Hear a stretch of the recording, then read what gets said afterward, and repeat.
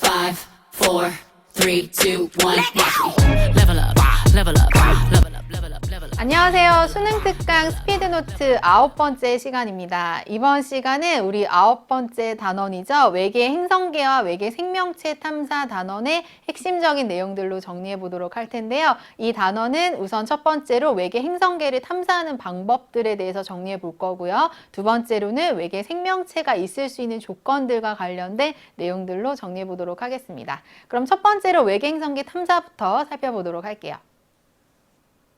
자, 외계행성계 탐사에서 중요한 내용은요, 외계행성을 찾는 간접적인 방법 세 가지겠죠. 그래서 첫 번째로는 중심별의 시선 속도 변화를 이용하는 방법, 우리가 도플러 효과를 이용한다라고 주로 얘기를 하는 그 방법에 대한 내용입니다. 그래서 별과 행성이 공통 질량을 중심으로 서로 이렇게 돌고 있는 상황에서 우리가 별의 스펙트럼을 관측했을 때 이 스펙트럼의 위치가 왔다 갔다 움직이는 걸로 관측이 된다라는 것이죠. 그걸 통해서 행성의 존재를 알 수 있다라는 내용이었습니다. 그래서 구체적으로 여러분들 이거 공부할 때는 각 행성과 별의 위치에 따라서 어떤 편의가 나타나는지, 어떤 시선 속도 변화가 나타나는지 판단할 수 있는 거 문제에 적용할 수 있어야 되겠죠. 기억 위치에서는 행성이 접근하게 되고 별은 후퇴하게 되고요. 그러면 적색 편의가 나타나게 되고 스펙트럼 상에서는 A, B, C 중에 A와 같은 형태가 나타날 겁니다. 이때 파장 변화량을 우리가 이렇게 정의를 하기 때문에 플러스 양수값이 나오고요. 시선 속도도 이걸 통해서 계산하는 값이기 때문에 똑같이 양수가 나오게 돼요. 반대로 디귿 위치에 오게 되면 별은 접근하는 상황이 되고요. 접근할 때는 파장이 짧아지면서 청색 편의가 나타나고요. 이 스펙트럼에서는 C와 같은 형태가 나타나겠죠. 그래서 파장 변화량 값은 음수, 시선 속도도 음수가 나타나게 됩니다. 그래서 이런 시선 속도와 관련된 이런 그래프들도 여러분들이 해석할 수 있어야 되고요. 특히 시선 속도가 0으로 나타나는 구간이 어디 지점인지 내 시선 방향에 그냥 수직으로 이렇게 지나가는 그런 상황일 때 나타나겠죠. 그런 것들까지 여러분들 생각할 수 있어야겠고요. 이런 기초적인 내용들을 바탕으로 해서 문제의 선지로 많이 나오는 부분은 이런 부분이죠. 어떨 때 이 편의량이 잘 관측이 되느냐. 행성의 질량이 클수록 행성의 공전 궤도 반경이 작을수록 이 편의량이 크게 나타난다. 그리고 또 하나의 조건은 내 시선 방향의 공전 궤도면이 거의 나란할 때 이런 편의량이 잘 나타나겠죠. 그렇게 정리하시면 되겠습니다. 자, 그리고 두 번째 방법이죠. 식현상을 이용하는 방법. 행성이 별 앞을 가리게 되면 식이 나타나게 되고요. 별의 밝기가 변하게 되겠죠. 그래서 별의 겉보기 밝기가 이런 식으로 변화되어 간다. 이 그래프 해석하는 거 중요했었습니다. 그래서 이 그래프와 관련해서는 여러 가지 물어볼 수 있다라고 해서 선생님이 좀 자세하게 강의에서 설명했었죠. 그래서 이때 뭐 행성의 공전 주기도 계산해낼 수 있고, 이때 뭐 별의 공전 주기 서로 돌고 있는 상황이라면 그것도 행성의 공전 주기가 같다라는 개념으로 또 적용이 될 수가 있겠고요. 그리고 행성의 반지름이 클수록 밝기 변화의 폭이 크게 나타나겠죠. 그러니까 광도 변화가 크다. 그래서 별의 반경이 클수록 식현상을 이용해서 잘 발견될 수 있다라는 내용으로 정리해 볼 수 있겠습니다. 그리고 세 번째로 미세중력 렌즈 현상을 이용하는 방법인데요. 여기서는 주의할 점이 우리가 별을 바라볼 때 관측자 입장에서 뒤쪽에 있는 이 별 기역의 밝기를 보는 거죠. 그래서 얘의 밝기 변화를 보는데 얘가 원래 밝기보다 더 밝게 보이게 되고 그래서 이렇게 밝기가 증가하게 되고 앞쪽 별 니은이 행성을 가지고 있다면 이런 불규칙한 밝기 변화가 나타날 것이다. 그래서 앞쪽 별, 즉 중심별의 행성의 존재 여부를 우리가 뒤쪽 배경별의 그 밝기 변화를 통해서도 알 수 있다라는 내용이었죠. 그래서 여기서는 중요한 점이 행성의 공전궤도면이 관측자의 시선 방향의 수직이어도 발견이 가능하다라는 점이었습니다.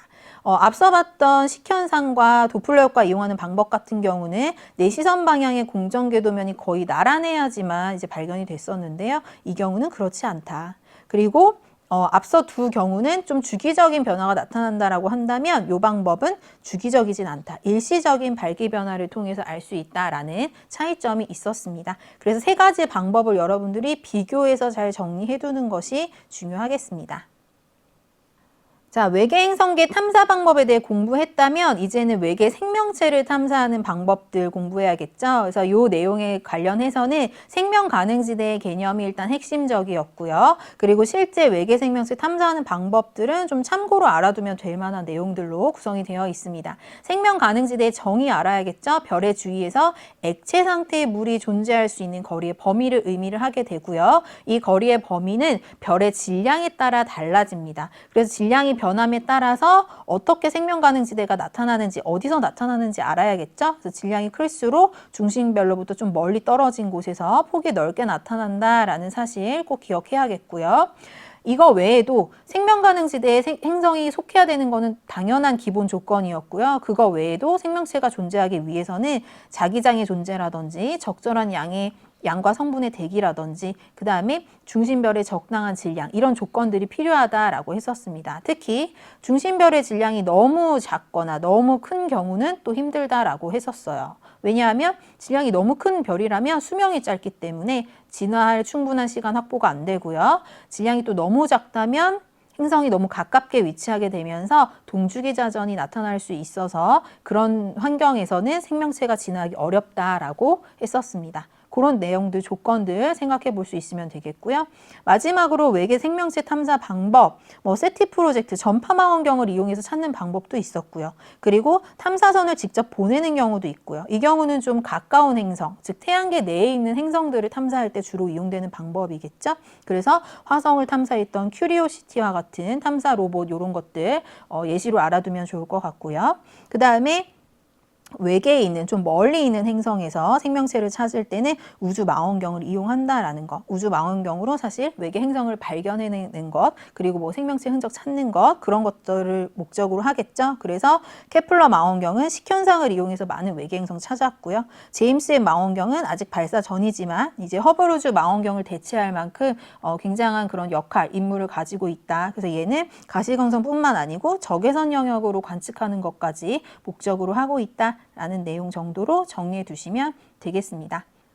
자, 여기까지 해서 우리 9번째 단원이죠. 외계 행성계와 외계 생명체 탐사에 대한 내용들, 핵심적인 내용들 모두 공부해 봤는데요. 특히나 외계 행성계와 관련해서는 여러분들이 문제에 어떤 식으로 적용되는지 그 문제풀이를 통해서 연습하는 것이 특히 중요하겠고요. 외계 생명체 탐사와 관련해서는 전체적인 개념들 정확하게 정리해 두시면 충분할 것 같습니다. 자, 지금까지 9단원 스피드노트 내용 정리해 봤고요. 여러분들 수고하셨습니다.